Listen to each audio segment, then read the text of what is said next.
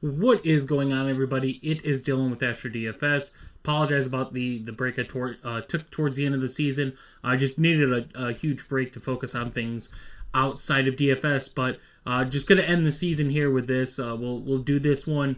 I'll do a bets and props on Saturday, just when we get a little more confirmation on some stuff. And when I say stuff, I mean the sickness that apparently Philly is experiencing.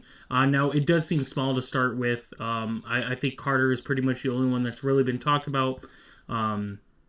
There were some concerns it could spread, but I don't think it's going to play an impact. But nonetheless, I want to wait later in the week. So let's get into why you guys are here. So on DraftKings, we get 3 players above 10K. We can look at FanDuel tomorrow, but we get 3 above 10K, 5 above 9, which isn't bad, right? Saquon Barkley at 12,000, Mahomes at 10, and Hurts at 10.4. So these aren't bad prices for Hurts and Mahomes. For Saquon, obviously, this is a premium. This is basically as expensive as it gets, right? You rarely see a player go above 12K.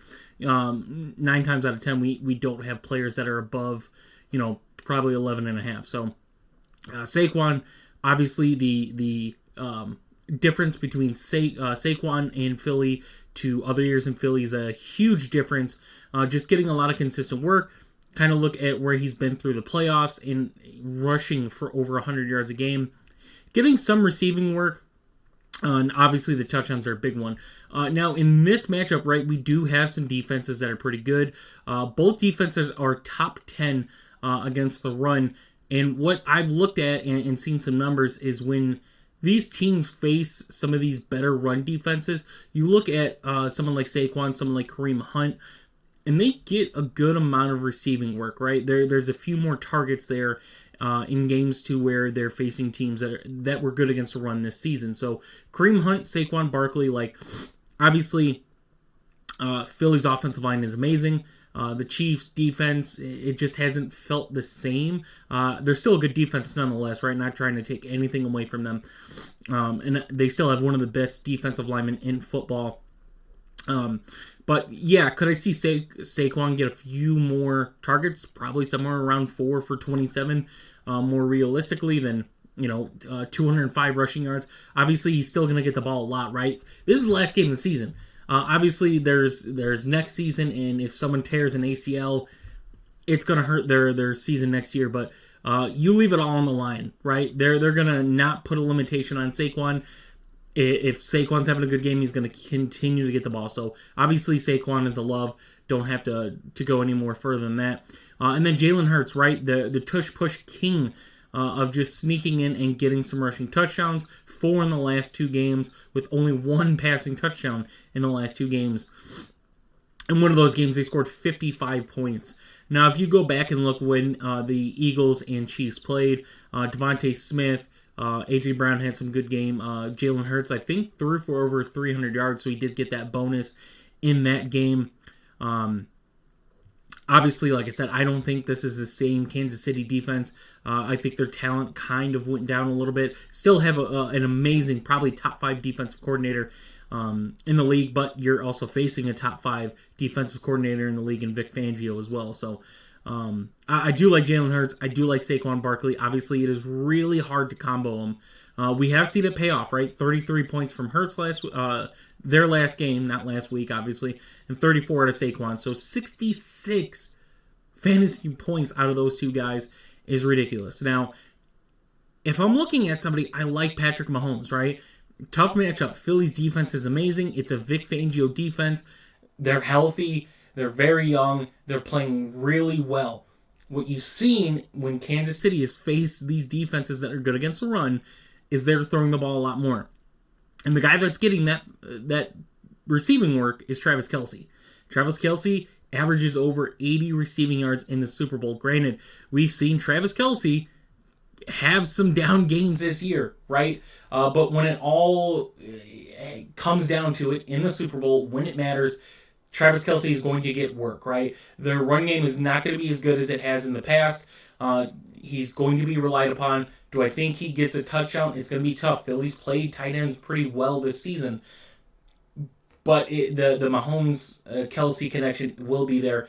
it is tough paying $9,000 for him, right? He has to have one of these big games, right? One of these 20-point performance games, which is doable, right? But he needs a touchdown to get that. Like, it's going to be really hard for him to get 10 for 100 in this game. So you're hoping for like 8 for 80 and a touchdown, which is tough to do, especially when Xavier Worthy, who is 1,000 less, he's been getting a lot of work towards the end of the season, right?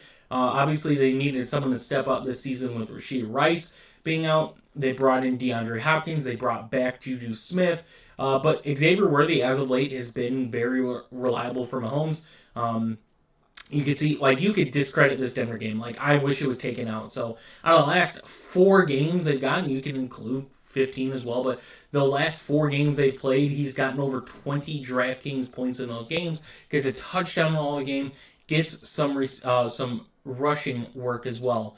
Kind of as a, I don't want to compare him, but as far as like how the team is using him, like a Deebo Samuel, obviously Xavier Worthy is way faster than Deebo, but just the play style has been similar in that aspect. So Xavier Worthy for $8K, like it could be worth it over Travis Kelce. Granted, Darius Slay and Cooper DeJean are probably going to be the 2 guys that are covering Xavier Worthy, which is worrisome. But if you want to save 1,000, right, you want to get a Mahomes stack out of this top, right, it's going to be really hard to pick and choose who you want on the top. So if you want to get someone like Xavier Worthy, who should get some work more than kind of, taking the safety valve of Travis Kelce, you can go Xavier Worthy. Now, Devontae Smith, I don't even know. Sorry, I apologize. I passed A.J. Brown. I don't know how I passed A.J. Brown. A.J. Brown, as we could see in 2 of their playoff games, just does not get used, right? Last week against Washington, where the game was kind of close for a little bit, ended up with 8 targets, 96 yards, and a touchdown. Now, facing Kansas City, where you have tough secondary, right? Someone like A.J. Brown shines, especially if it's man coverage, shines in man coverage. Now, Devontae Smith, like, if you're comparing, like, yeah, like, Devontae Smith has been the definition of boom bust lately for the Eagles, so I'm relying on A.J. Brown rather than Devontae Smith in this one. Obviously, it's still going to be a tough matchup for him, but if I need to go with a pass catcher at this top price, I'm going A.J. Brown. Kareem Hunt, I mentioned, is just not a good game for Kareem Hunt to be on the ground. I mean, even some of these good games, like, he's still not having a lot of fantasy outcome. Isaiah Pacheco's back, but they really haven't used Isaiah Pacheco. It's clear he's not 100%. Otherwise, they would go Isaiah Pacheco, but they've been leaning a lot more towards Kareem Hunt. Look for him to get some receiving work in this game rather than on the ground. They're still going to try to run the ball, but against that Philly defensive front, it is scary. So going down now, we have, obviously you could see by the opponent rank, but a guy that's just been consistent for Jalen Hurts kind of towards this back half of the season into the playoffs is Dallas Goedert, getting 4 to 8 targets some of the games, but somewhere around 5 or 6 targets has been the realistic goal out of him. We've seen to where, like I mentioned, if they're playing a tough run game, the running backs get receiving work, and the tight ends are also having really good games. Now, granted, Kansas City has kind of played tight ends better in the playoffs, but it's really hard to say against someone like Buffalo, who just did not use Kincaid a lot this season. Moving down, Hollywood Brown at 5,400. Like, it's really hard to go Hollywood Brown first price point at 5,400. There's just so much uncertainty with the wide receivers. Like, obviously, Xavier Worthy is going to get in the game. Hollywood Brown's going to get in the game. But then you have the mix of DeAndre Hopkins, Juju, I think Justin Watson definitely got some snaps in there. So, yeah, I don't know if I trust this price point of 5,400 for someone like Hollywood Brown. Definitely has to score a touchdown, and it's going to be a long bomb for Hollywood Brown to really kind of contribute at his price point. I'd rather go for someone like Dallas Goedert if I'm picking one of these mid-range players up. Isaiah Pacheco, I mentioned, he just they have not used him, right? And like I said, it is the end of the season. You're going to use who you're going to use, right? It's the last game of the season. Who cares about next season? Like, this is it. So if Kareem Hunt is struggling, can Isaiah Pacheco get some work? Yes, very much a possibility. But in the receiving work, they're going to go Kareem Hunt. They're going to go Samaje Perine over Isaiah Pacheco. And even on the run game, it's a tough matchup for Kansas City, right? Now, going to the kickers, this is where you could probably find some good value, right? I think with the defenses you're going to face, you might see some field goals in this game. That is definitely a possibility. You're not going to want to leave points on the board. They're going to keep taking their points. You know how good these defenses are, and you know how good these offenses are, right? Kansas City is just a 1-2 punch. They run the ball when they need to, and they pass the ball efficiently when they need to. Philly is a team that relies upon the run, and when they need to pass, they're going to pass, right? But they rely upon the run. So both these teams are going to move the ball down the field. We're definitely going to see some defenses make some really good stops in this game. I think both kickers can have a lot of value in this one, right? If you're comparing Hollywood Brown and Isaiah Pacheco to the kickers, like, I'm leaning the kickers in this one for a cheaper price point. DeAndre Hopkins, yet again, I like DeAndre Hopkins in this one. I do think it's a good opportunity for someone like DeAndre Hopkins. They traded for him for a reason. To give them a safety net in case someone else got hurt, but to bring in the veteran leadership and bring in a guy who's, I still don't think he's past his prime. Like, he's not definitely where he was in Houston. Definitely not. He's not where he kind of was in Arizona. No, but he's not one of these receivers that's just lining up there to get snaps. They just haven't had to use him, right? They've used Xavier Worthy. They've run the ball. They've used Travis Kelce when they needed to. They haven't needed to use DeAndre Hopkins. This could be a game where they need to use DeAndre Hopkins. And for him being the third cheapest wide receiver, and if you count Travis Kelce as a wide receiver or pass catcher, he's number 4. It's not a bad price point for someone that's going to be on the field over 50% of the time. But I did mention the worry of someone like Juju Smith, Justin Watson, and Hollywood Brown kind of going all over the field is a concern. But DeAndre Hopkins is definitely, I think, in this particular moment, worth it. Like, he has touchdown upside in a matchup like this, right? One-on-one, they get to the red zone. Speed might not work against a Philly defense who's very fast. So someone like DeAndre Hopkins, who's just one of the best contested catch receivers in the league, I definitely like him at 4,400. The defense is, I don't know if I want to take the risk, right? We saw where the Super Bowl was a couple years ago. It's a high total again. I think it's the defenses are good. We know the defenses are good. Are we going to see either of these offenses choke, though? It is the true question. I don't know if we will. They're going to make stops. They are. It's inevitable that they're going to make stops. They're good defenses.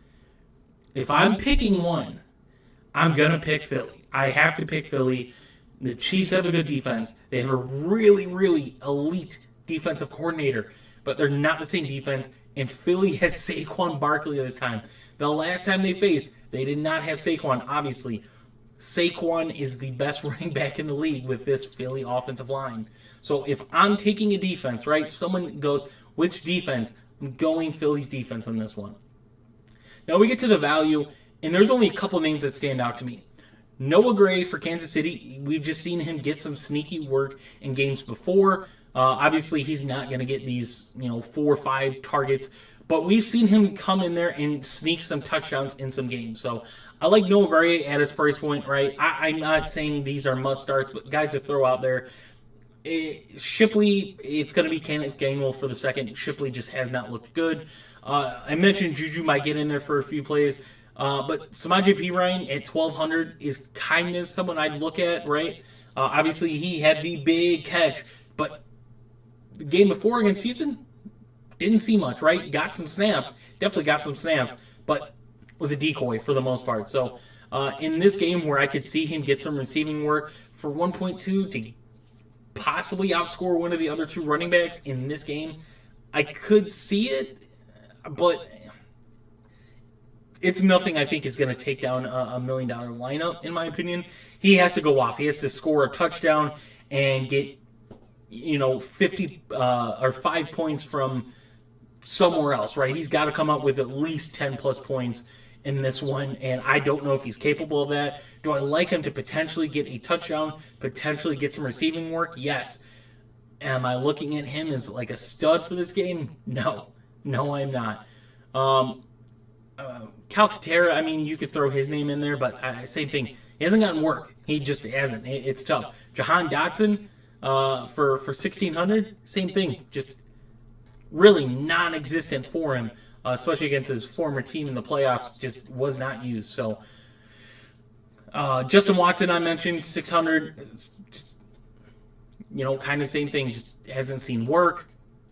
Other than that, there's not much down here. So if you're looking for value, Noah Gray and Samaje Perine off Kansas City, and we'll say Calcaterra for Philadelphia, right? You could say someone like Johnny Wilson for his height, but or not Johnny Wilson. I think it's Smith. It's Smith that got that touchdown, right? Yeah. Smith for his height. Sorry, I don't know why I was thinking Johnny Wilson. So, hope you guys do enjoy one of these last videos of the season. I appreciate all the support I got during this football season. I do apologize about the vacancy towards the end of the season, and just a lot of stress and a lot of outside stuff. I just needed to focus on a little more. So we'll have some off-season content coming out for you guys if you guys have supported me. Don't really do any more DFS. I don't do baseball, hockey, basketball. I don't do any of that. It's mainly football. So I'll still have some DFS content and fantasy content in the off-season. So if you guys are interested in that, if not, I hope to see you guys back next DFS season. And hopefully we continue to rack up money. It was a really good DFS season for me. So very grateful how this year went. I will see you guys in the next one.